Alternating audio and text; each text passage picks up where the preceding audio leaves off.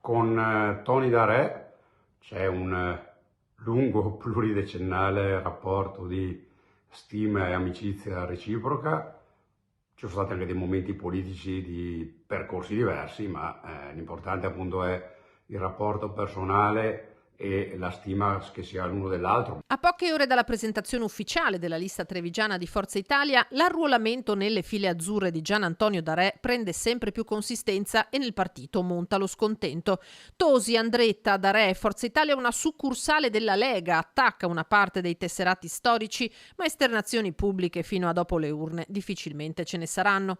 Messo in panchina dalla Liga Veneta, l'ex sindaco di Vittorio Veneto ed ex europarlamentare, già segretario regionale del Carroccio, è dato per certo in corsa col partito di Tajani. Tosi non conferma, ma lo lascia intendere. C'è questo appunto dialogo positivo con lui in vista delle elezioni regionali e speriamo che possa avere un esito positivo, perché una figura capace, competente, esperta come quella di Tony è una figura che va bene a quella che è il corso di Forza Italia. Forza Italia è un partito appunto di amministratori con liste competitive, perché sono liste di amministratori, e quindi appunto sarebbe la figura ideale in questo momento di crescita costante, di affermazione costante di Forza Italia. I veri duelli delle regionali 2025 si giocano dunque all'interno degli schieramenti stessi e dei partiti che li compongono. Nella Lega, dove la contrapposizione è tra salviniani e non, si fanno già i conti, anzi gli acconti.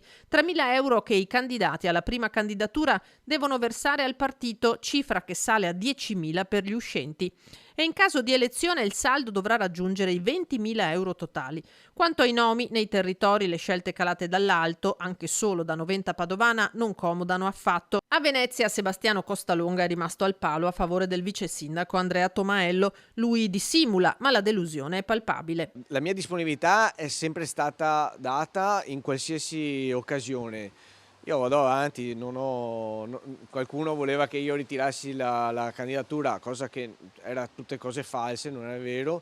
Era a disposizione del partito, il partito ha deciso di fare queste scelte e si va avanti, ci sarà qualcos'altro che mi aspetterà per il futuro. Il sospetto è che Costalonga abbia pagato la vicinanza al generale Vannacci, che per il suo team di comitati non esclude un ruolo politico, sebbene il federale e Salvini abbiano dettato tutt'altra linea. Sicuramente sulle discussioni legate all'Europa è un nostro interlocutore, perché è anche parlamentare europeo. Io lavoro con tutti, non ho nessun problema. L'importante è lavorare e trovare persone che hanno voglia di portare vantaggio alla nostra comunità. Si prende fino all'ultimo minuto disponibile per presentare le liste anche Fratelli d'Italia, d'altro canto la posta in gioco è alta, visto che il vero avversario è la Lega. A Treviso spunta il nome dell'assessora al commercio Rosanna Vettoretti, ma la decisione è ancora in ballo.